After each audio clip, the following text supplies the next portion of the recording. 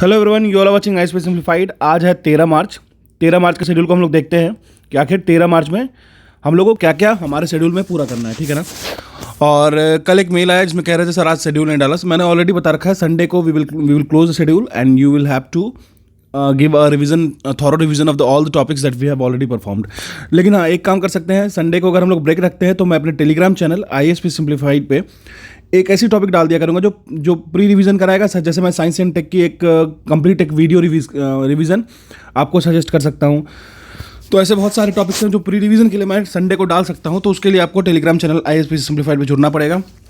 उसके साथ ही अगर आप मेरे शेड्यूल की तैयारी में चल रहे हो तो आपके पास रिक्वायरमेंट क्या क्या होगा। बेसिक रिक्वायरमेंट आपके पास होना चाहिए स्पेक्ट्रम, उसके बाद M लक्ष्मीकांत तो होना ही चाहिए, फिर मृणाल सर की हैंड आउट या फिर श्रीराम IAS की इकोनॉमी की नोट्स, ठीक है। रमेश सिंह अपने साथ रख सकते हो तो रख लीजिएगा साइड में, कोई दिक्कत नहीं है। NCERT जियोग्राफी की होनी चाहिए आपके पास, आर्ट एंड कल्चर की होनी चाहिए।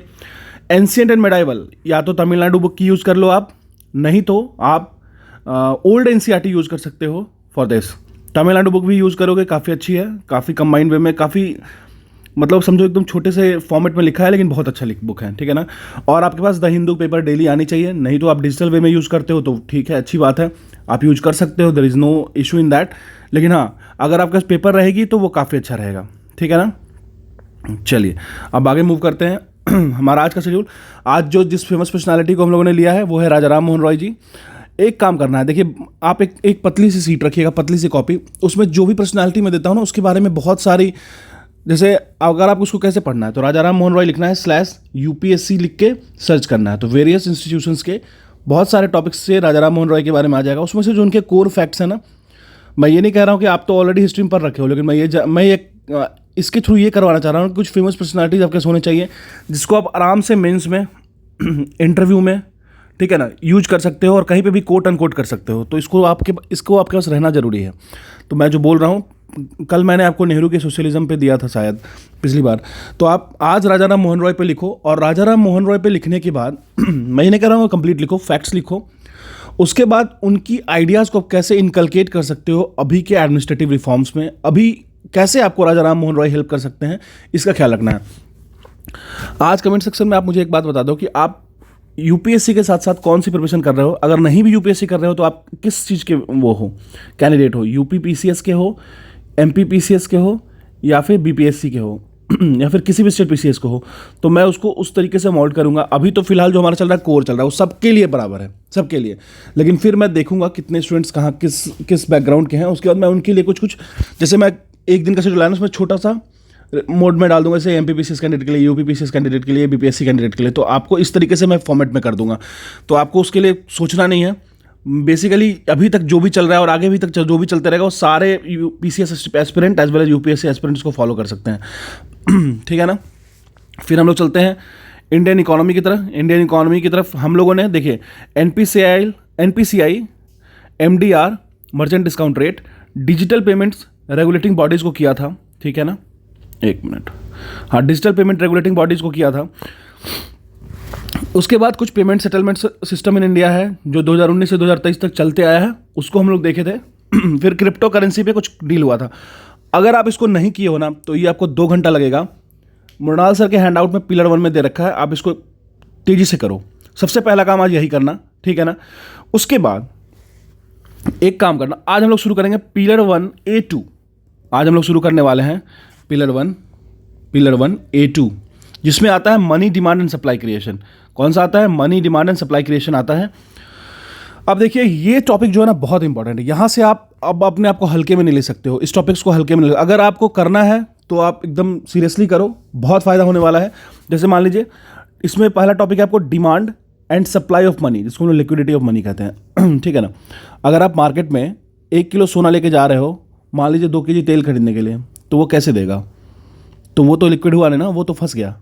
अगर आप वही कैश लेके जा रहे हो तुरंत दे देगा, ठीक है। तो आप समझिए चीज़ों को, लिक्विडिटी क्या होती है, हर चीज़ों को समझो। रटने की कोई ज़रूरत नहीं है, रटने पे तो कभी भरोसा करो ही मत। हाँ, फैक्ट्स हैं उसको रटने हैं, लेकिन मैं फिर भी कहता हूँ अगर आप समझोगे ना कि अच्छा, जैसे मान लीजिए यहाँ विलियम बेंटिक का टाइम था, फिर यहाँ पे राजा राम मोहन रॉय जी भी आए थे, उसके बीच में वहाँ पे उन्होंने सती प्रथा हटाया था। तो आप फिर भी कोरिलेट करोगे तो आसान रहता है एज कम्पेयर टू रटने से, ठीक है ना। चलिए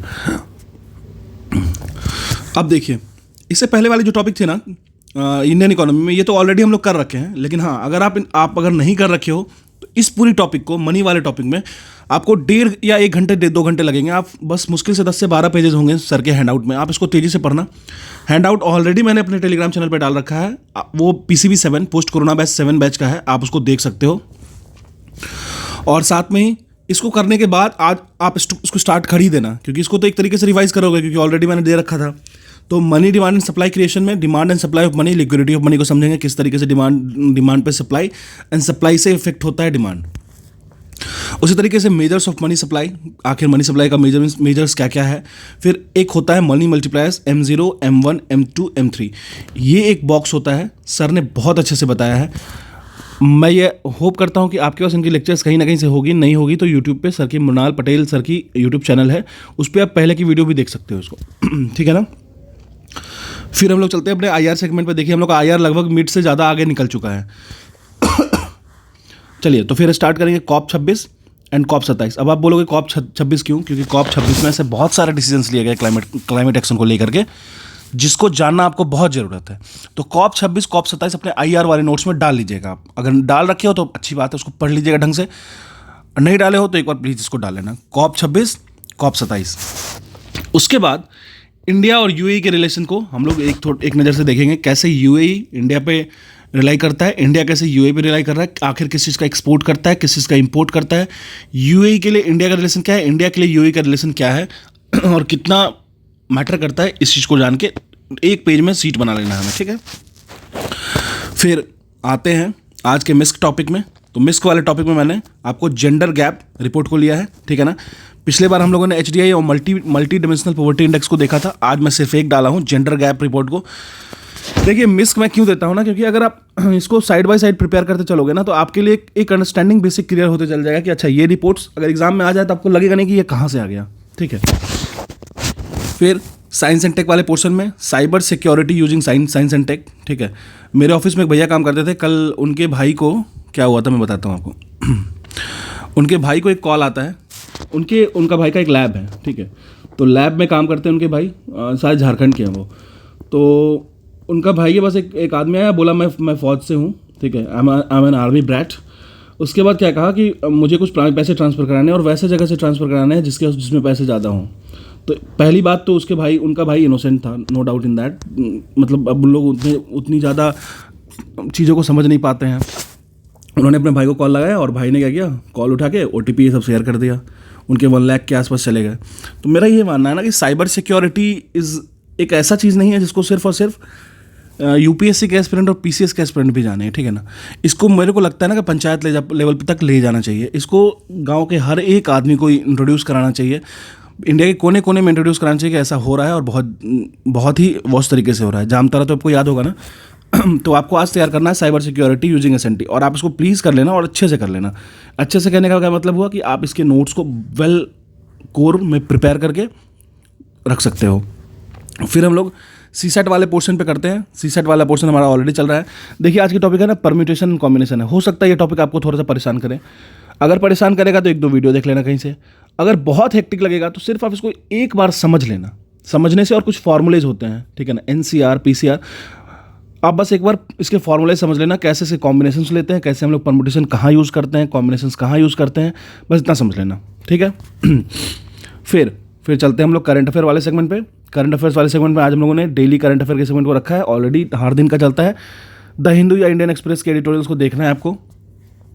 तो आज हमारा करंट अफेयर सेगमेंट, फिर CSAT का सेगमेंट, फिर साइंस एंड टेक, फिर मिसलेनियस IR, फिर उसके बाद इकोनॉमी हमारा भी मेन चल रहा है। उसके बाद हम लोगों ने एक पर्सनालिटी को देखा। तो देखिए इसी तरीके से हम चलता रहेगा, धीरे धीरे करके आप देखोगे आपका पूरा का पूरा खत्म हो जाएगा। बस में कंटिन्यूटी मेंटेन रखिए। और हाँ, अगर आप वाकई में फॉलो कर रहे हो तो आप कमेंट बॉक्स में डाल दो कि yes I am following this. बस यस लिख दीजिए कम से कम यार, कम से कम पता चले कि हाँ कर रहे हैं कुछ लोग। ठीक है। Thank you.